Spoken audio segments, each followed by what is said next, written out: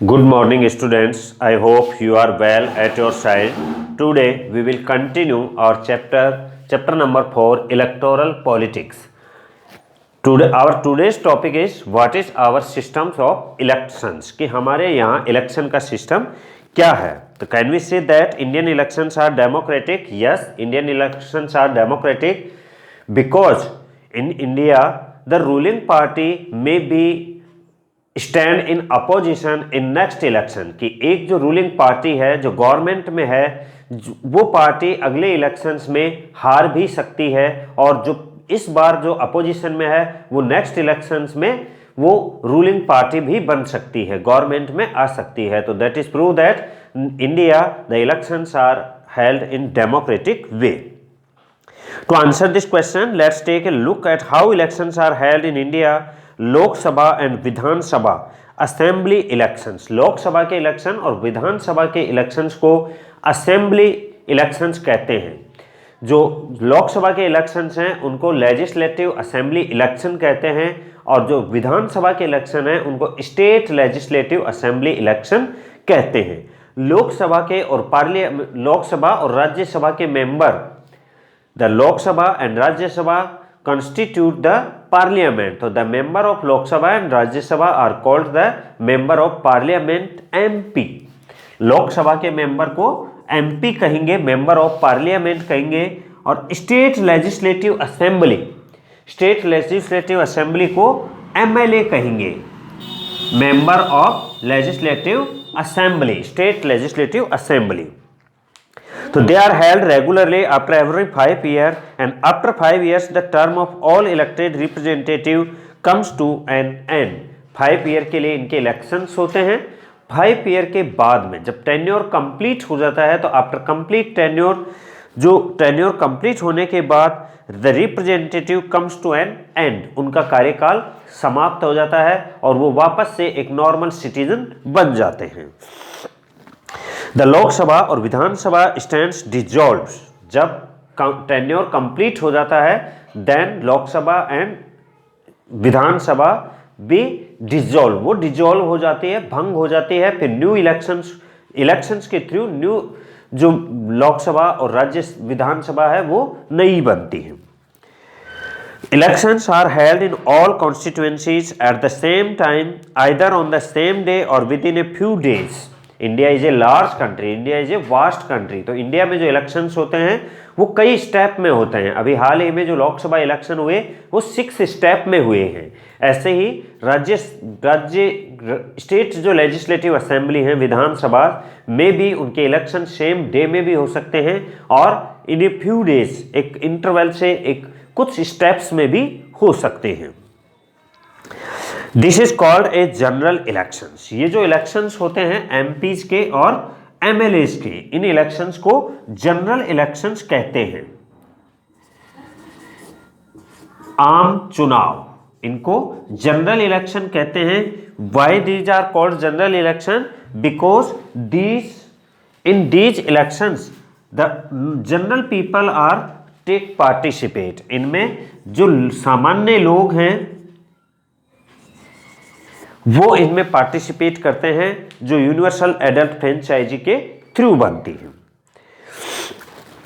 This is called a general elections. Sometimes election is held only for one constituency to fill the vacancy caused by death or resignation of a member. This is called a by-election. So there are 3 type of election. Election 3 type के elections होते हैं. जब tenure complete हो जाता है, 5 year complete होगा, उस समय इलेक्शंस होंगे. उन इलेक्शंस को जनरल इलेक्शंस कहेंगे. और these are the temporary houses. ये टेम्परेरी हाउस है, परमानेंट हाउस नहीं है. इट मीन्स इनका जो टेन्योर है वो 5 ईयर का होता है, but before the 5 year if they lost the majority and confidence motion, then the no confidence motion is passed against the विधानसभा और against the ruling party. जब उनका जो फुल मेजोरिटी है वो मेजोरिटी नहीं रहती और अविश्वास का मत पारित हो जाता है, तब जो विधानसभा या लोकसभा को डिसॉल्व किया जा सकता है। तो ऐसा जब सिचुएशन, जब before the complete tenure, before complete tenure, tenure complete होने से पहले ही अगर इलेक्शंस हो रहे हैं, टेन्योर 5 ईयर कंप्लीट होने से पहले ही इलेक्शंस हो रहे हैं, then they are called the mid term election, उनको हम मिड टर्म इलेक्शंस कहेंगे। कोई गवर्नमेंट गिर जाती है, डिसॉल्व होने का मतलब भंग होना, गिर जाना, अर्थात उसकी जो मेजोरिटी है वो मेजोरिटी फेल हो जाती है और जो उसके फेवर में थे, सपोर्ट में थे, अब वो उसके अगेंस्ट आ जाते हैं, वोटिंग करते हैं और गवर्नमेंट जो है वो गवर्नमेंट हार जाती है, तब उसे रिजाइग्नेशन देना पड़ता है और इट मीन्स वो गवर्नमेंट डिसॉल्व हो जाती है। तो जो कंप्लीट टेन्योर पर डिसॉल्व होती है तब जो इलेक्शन होंगे they are called the general election. But the before complete tenure, tenure complete नहीं हुआ और उसी से पहले गवर्नमेंट के इलेक्शंस दोबारा करवाने पड़े, they are called the mid term election, मध्यावधि चुनाव। ये दोनों जो इलेक्शंस होते हैं ये ऑल कॉन्स्टिट्यूएंसीज के लिए होते हैं, सभी कॉन्स्टिट्यूएंसीज के लिए होंगे। बट अगर कोई 1, 2, 3 मतलब कितने भी हो लेकिन पूरी ना हो और उन कॉन्स्टिट्यूएंसीज में कोई एमएलए या एमपी की डेथ हो गई हो, उसने रिजाइग्नेशन दे दिया हो या उसे हटा दिया गया हो, डिसॉल्व कर दिया गया हो, उसको पोस्ट से रिमूव कर दिया गया हो, तब जो इलेक्शंस होंगे वो इलेक्शन फॉर फ्यू सीट्स, कुछ सीटों के लिए, मे बी 1, 2, 3, 4, कुछ सीटों के लिए, बट नॉट ऑल, लेकिन पूरी सीटों के लिए नहीं। अगर सीट खाली हो गई मीन्स जो कॉन्स्टिट्यूएंसी है वहां के जो मेंबर था, मेंबर ऑफ पार्लियामेंट और मेंबर ऑफ एमएलए, लोकसभा का मेंबर या विधानसभा का, तो उसकी जगह उस ओनली उस सीट के लिए इलेक्शन करवाएंगे। These elections are called the by election.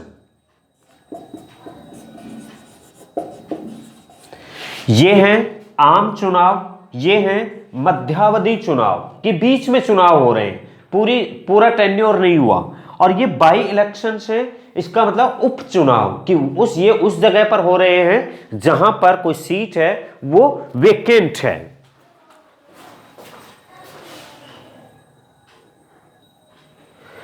Now our next point is electoral constituencies.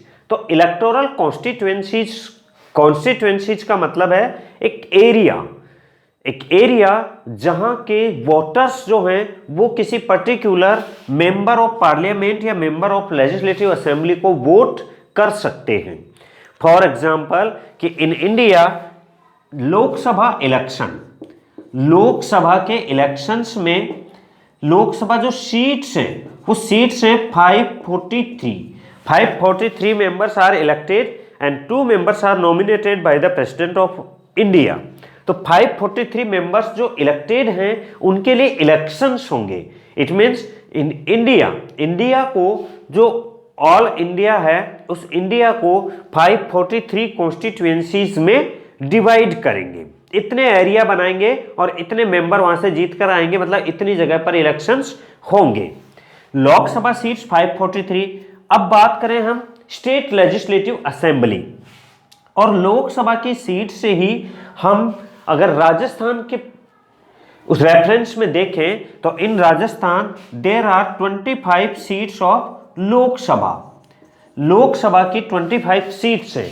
It means पूरे राजस्थान को 25 कॉन्स्टिट्यूएंसीज में डिवाइड किया जाता है और 25 सीट के लिए इलेक्शंस होता है। और वो ही राजस्थान के लोग जो विधानसभा के इलेक्शंस में पार्टिसिपेट करते हैं, विधानसभा के इलेक्शन में वोट कास्ट करते हैं, वो लोकसभा के लिए भी वोट कास्ट कर रहे हैं और विधानसभा के लिए भी। लेकिन लोकसभा में उस पूरे राजस्थान को 25 एरियाज में डिवाइड किया जाता है। Particular area is called the constituency, electoral constituency. तो 25 कॉन्स्टिट्यूएंसीज में होंगे और यही इलेक्शन जब विधानसभा के लिए होंगे, एमएलएज के लिए होंगे, तो देयर आर 200 सीट्स फॉर विधानसभा। राजस्थान में विधानसभा के लिए 200 सीट हैं। तो अब की बार जब विधानसभा के लिए इलेक्शंस हो रहे हैं उस समय पूरे राजस्थान को 200 कॉन्स्टिट्यूएंसीज में डिवाइड किया जाता है, दैट इज द कॉन्स्टिट्यूएंसीज। तो in Lok Sabha there are few constituencies in Rajasthan and these are only 25, and in Vidhan Sabha election there are 200 constituencies in Rajasthan.